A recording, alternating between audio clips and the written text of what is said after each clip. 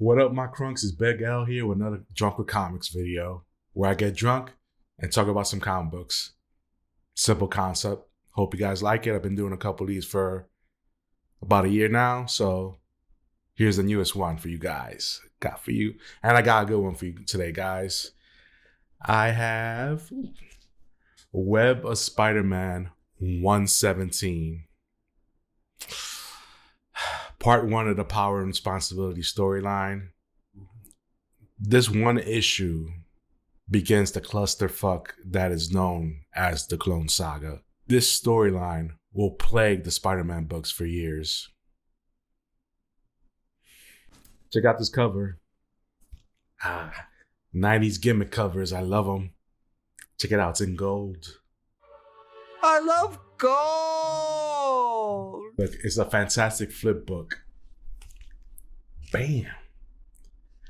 So we don't get only one, but two horrible stories in this edition of Drunk of Comics. I just keep on bringing more great news to you guys today. Haven't read this book in decades. Let's see if I hate it as much as I did back when I first read it all those years ago. Here we go. Before we get started, if you make it to the end of this video, make sure to hit us with that like and subscribe to keep getting this good content. Man, fuck a cup. I'm gonna need to take this to the face if I'm gonna get through this. The story begins with Peter as Spider-Man confronting his clone on the rooftop of the Forest Hills Hospital. The clone is Ben Reilly, but he isn't called that yet. But for this review, I'm gonna be calling him Ben, just to keep the confusion down. A little backstory on why they're at the hospital. Aunt May's dying again. Really? She's dying again. It's serious this time. She's gonna die. Spoiler alert. She ends up dying, but it was a body double that died, and the real Aunt May is being held hostage by Norman Osborn. Right. Anyway, Peter has been going through a lot during this time. His dead parents came back from the dead recently, but they were really robots who were part of the Chameleon's plan to find out the secrets of Spider-Man through Peter Parker. Comics stay doing too much. Peter's so high-strung because of all this that he's in the Spider-Man suit at all times to avoid his problems as Peter Parker. He's in an Incredible Hulk mood. Instead of puny Banner, it's puny Parker. So in a classic comic trope, there's a misunderstanding, and Spider-Man wants to fight Ben. A rooftop chase starts, Spider-Man catches up with Ben and beats the brakes out of him. Peter then realizes the same clone from Amazing Spider-Man 149, created by Miles Warren, aka the Jackal. Peter thought that the clone died in Amazing Spider-Man 151, but unfortunately he didn't stay dead. Ben takes advantage of Peter being distracted and knocks him out and runs off like a little bitch. That's pretty much all the interaction between those two in this issue.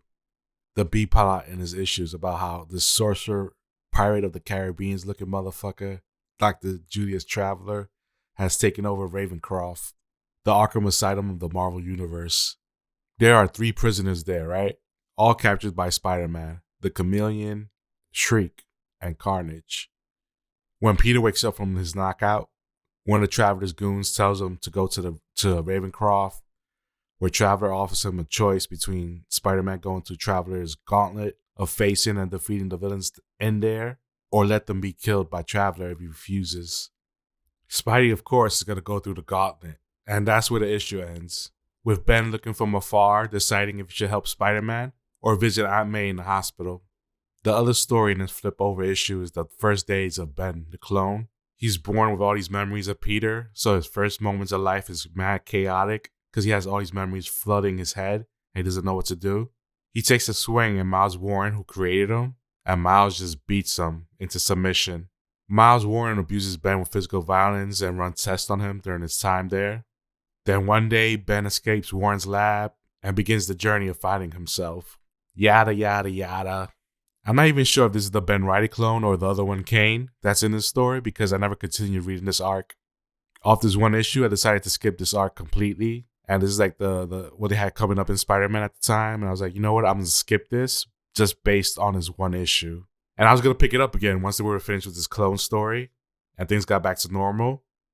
Oh man, was I wrong. Well, my crunks, that's the end of this video.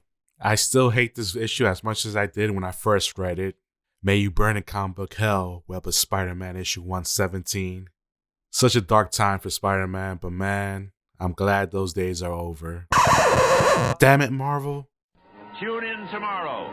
Same bat time, same bat channel.